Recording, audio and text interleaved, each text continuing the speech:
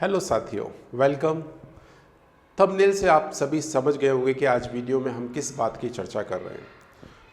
एक भारतीय नागरिक होने के मुताबिक हम सभी को हमारे जो महाअभियान चल रहा है मतदान का, राइट, 7 फेसेस पे चुनाव आयोग ने पूरे मतदान को कंप्लीट कराने का बोला है, जो कि 19 अप्रैल से शुरू हो चुका है, जिसमें एक कंप्लीट हो गया है। अब दूसरा, तीसरा, चौथा ऐसे चरण आएंगे। ऐसे 7 चरणों में आपकी पूरी चुनाव प्रक्रिया कंप्लीट होने जा रही है। उसका सबसे लास्ट जो फाइनल रिजल्ट है वो 4 जून को रिलीज़ होगा। उस दिन हमारे भारत में एक नई सरकार का गठन होगा। रिपीट भी हो सकती है, लेकिन हम उसको नई सरकार ही कहेंगे, ठीक है। लेकिन सबसे बड़ा संदेह ये है हमारे सभी लोगों के बीच में कि सर, वोट किसको देना चाहिए। तो हर भारतीय को ये चुनाव करना बहुत ज़रूरी है। भारतीय को भी चुनाव करना है, एक वोटर को भी चुनाव करना है कि वोट किसको देना है। तो उसके लिए मेरे हिसाब से कुछ तर्क वितर्क हैं, राइट। आपको मैं अपनी राय वहाँ पे प्रकट कर रहा हूँ। हो सकता है थोड़े मतभेद हो सकते हैं। वीडियो के बाद आप अपने कमेंट करके मुझे सुझाव ज़रूर दीजिएगा। तो आइए मैं सीधे चर्चा करता हूँ इस पूरी कहानी पे कि क्या हमारे इम्पॉर्टेंट मुद्दे होना चाहिए जिन पे हम एनालिसिस कर पाएँ कि जो हम कैंडिडेट को वोट देने वाले हैं वो इस पे खरा उतर रहा है या नहीं है।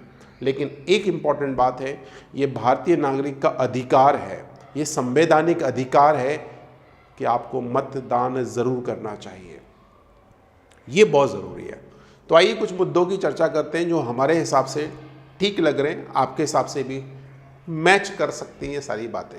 चलिए, तो कुछ खास मुद्दे मैंने निकाले हैं। जो सबसे इम्पॉर्टेंट मुद्दा मुझे लगता है वो है सर, सबसे पहले जो इंसान आपके क्षेत्र में खड़ा हो रहा है। जैसे ये वीडियो मध्य प्रदेश से शूट हो रही है और मध्य प्रदेश के जिला भोपाल से ये शूट हो रही है। तो भोपाल क्षेत्र में जो खड़े हुए विधायक हैं, सांसद कहना ज़्यादा अच्छा रहेगा, राइट, जो सांसद आपके पास खड़े हुए हैं उसका चेहरा देखेंगे भाई, तभी जाके हम डिसाइड करेंगे वोट किसको देना है, ठीक है। तो मैं नाम नहीं ले रहा हूँ कि कौन सांसद हैं, वो आपको लिस्ट बहुत अच्छे से पता है, इंटरनेट पे हर चीज़ अवेलेबल है, आप सर्च कर सकते हैं। तो मैं क्या देखने वाला हूँ, मुझे क्या देखना चाहिए या हर नागरिक को क्या देखना चाहिए कि उस इंसान का बैकग्राउंड क्या है, उसका जो पीछे का बैकग्राउंड है वो क्या है।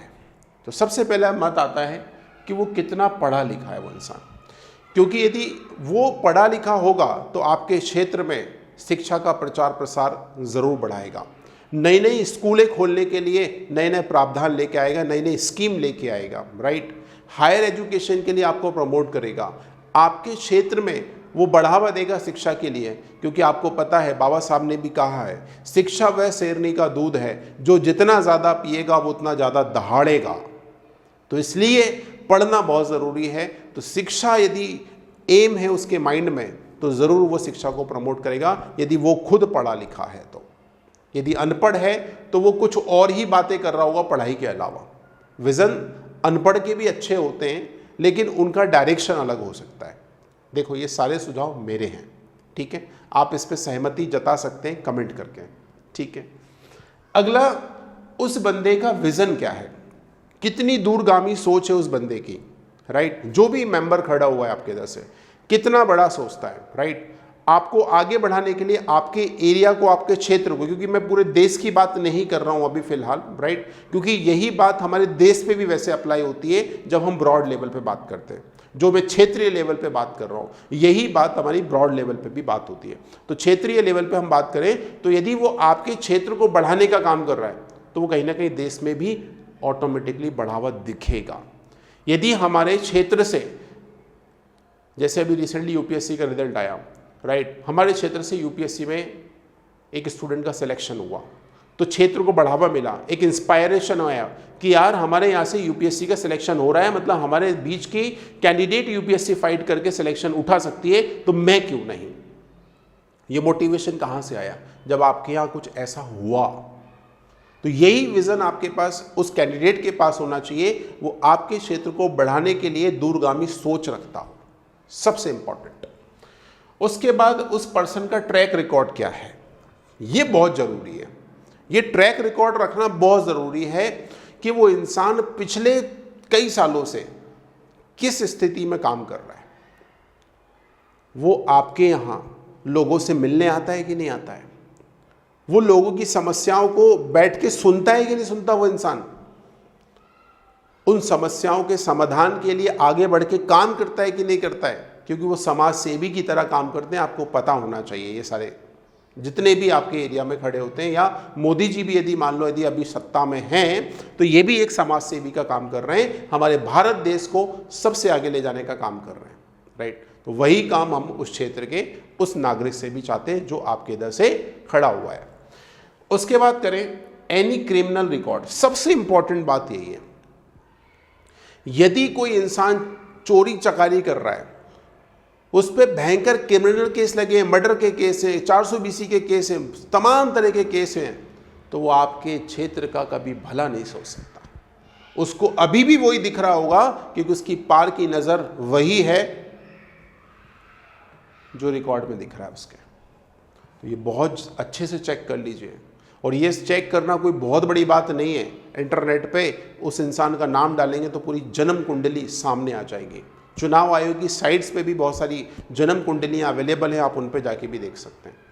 आगे चलते हैं, उसकी टीम कितनी है, टीम का पावर कितना है, क्योंकि आपको पता है सत्ता सिर्फ एक इंसान से नहीं चलती है, उसकी टीम से चलती है। ये वीडियो अकेला मैं शूट कर रहा हूँ ये सफिशिएंट नहीं है, मेरे पास जो टीम है जो इस चीज़ को बता रही है, सजेशन दे रही है, वीडियो रिकॉर्ड कर रही है, ये पूरी टीम वो है जो मुझे इस वीडियो को आप तक पहुँचाने दे रही है। टीम का होना बहुत ज़रूरी है। तो भाई टीम कैसी है, उसके पास अच्छे एजुकेटेड IAS अधिकारी हैं या नहीं है, जो पॉलिसी मेकर हैं वो ठीक ठाक हैं या नहीं है उसके पास, ऐसे तो नहीं उठा लिए हैं। हाँ, स्कूली शिक्षा में जो शिक्षक हैं वो शिक्षा को सही तरीके से बच्चों तक पहुंचा रहे हैं कि नहीं पहुंचा रहे हैं, वो भी एक टीम का हिस्सा है। ऐसे नहीं कि बस फॉर्मेलिटी चल रही है, ये तो नहीं हो रहा है। तो टीम का होना बहुत ज़रूरी है, इसको ज़रूर चेक करिए। कहीं ऐसे लोग गुंडे मवाली तो उसके टीम में नहीं है, जो हमेशा अड़ीबाजी का काम करते हैं और मंत्री जी को बोलते हैं हम तो बहुत अच्छे हैं भाई, तो ऐसे लोग नहीं होना चाहिए आपके पास, उसके पास। तो वो भी चेक करिए, राइट। बहुत इंपॉर्टेंट बात बोल रहा हूँ मैं, चुनाव आसान नहीं है, किसी भी पार्टी को वोट देना आसान नहीं है। यहाँ पार्टी मैटर बिल्कुल नहीं करती, मैं आपको बता दूँ, वो चेहरा मैटर करता है। मैं यहाँ पे बिल्कुल भी पार्टी को समर्थन नहीं करता हूँ, मैं किसी को नहीं करता, लेकिन मैं चेहरे को समर्थन करता हूँ। यदि कोई भी एरिया से यदि क्षेत्र में खड़ा हुआ व्यक्ति है, यदि वो डिज़ायरेबल कंडीशन में है, ये मेरे पैरामीटर हैं, इस पैरामीटर पे खड़ा उतरता तो मैं उस इंसान को ज़रूर वोट दूंगा।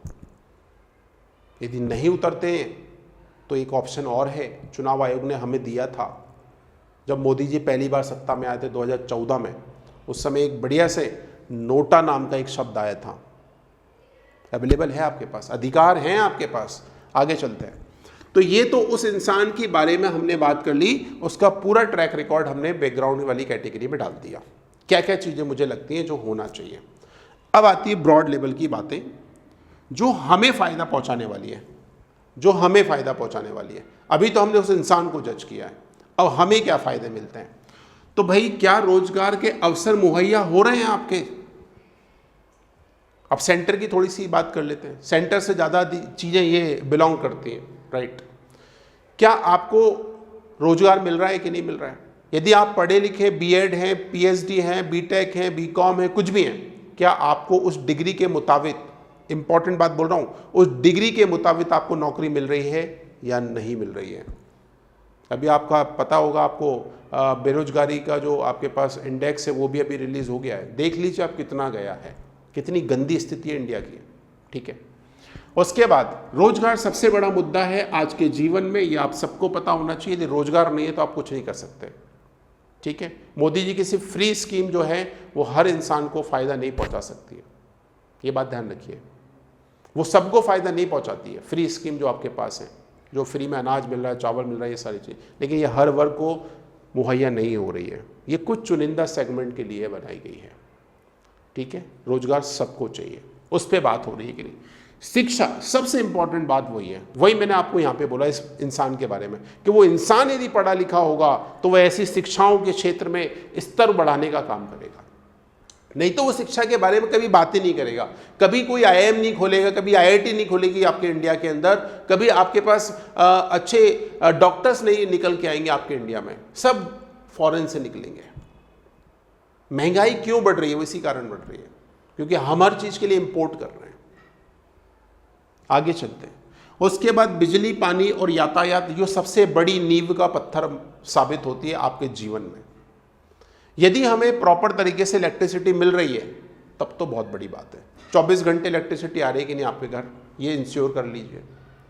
पानी आपके इधर सप्लाई कितनी आ रही है, कितना लीटर पानी आपको मिल रहा है, कितने घंटे नल आ रहे हैं आपके घर में, आपके पूर्ति हो रही है कि नहीं हो रही है।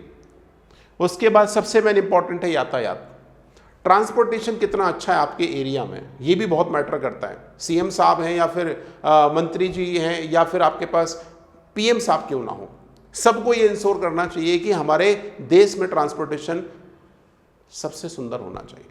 बसों की हालत तो देखो मेरे भाई, क्या हालत बना रखी है ना, तो उसको भी हमें दुरुस्त करना होगा। ये सारी चीज़ें आपको ज़रूर देखना है। यदि ये फुलफिल होती हैं तो 100% आप उस इंसान को वोट जरूर करिए। उस पार्टी को भी आप, चलो पार्टी वाले कुछ लोग बैठे होंगे तो वो सोच रहे होंगे चलो भाई पार्टी का भी बोल दे, तो भाई पार्टी को वोट कर दो। यदि करता है, नहीं करता तो भाई से वोट देना ज़रूरी है, ये बात अपने इंश्योर कर लीजिए। किसको देना है वो ये आखिरी वाला ऑप्शन बताएगा। कुछ समझ नहीं आ रहा, कोई हमारे पैरामीटर पे नहीं बैठ रहा है दोस्त, एक ऑप्शन होता है जिसे हम बोलते हैं नोटा। इस नोटा अधिकार को आप यूज कर लीजिए, यही आपकी सबसे बड़ी कमान है। तो आप सभी को मेरी हाथ जोड़ के रिक्वेस्ट है, सारे बच्चों को, सारे बड़े बूढ़ों को, राइट, मेरे बराबरी वालों को, मेरे से बड़े, मेरे से दुगना एज वाले जितने भी हैं, सबसे रिक्वेस्ट है मतदान केंद्र तक जरूर जाएं और अपना मतदान जरूर करें। अभी भी 6 चरण बाकी हैं, एक ही चरण कंप्लीट हुआ है 19 तारीख वाला। तो प्लीज़ जितने भी क्षेत्रों तक मेरी ये वीडियो पहुंच रही है, आप सभी से रिक्वेस्ट है कि मतदान ज़रूर करें, मतदान का प्रयोग ज़रूर करें, क्योंकि मतदान बहुत ज़रूरी है, आपका अधिकार है। वीडियो अच्छा लगा तो प्लीज़ कमेंट करके ज़रूर बताइएगा। आज के लिए इतना ही है। देश में बहुत सारे मुद्दे हैं, आप उन पे भी ज़रूर अपनी राय ज़रूर प्रकट करिएगा। Thank you, bye bye, take care.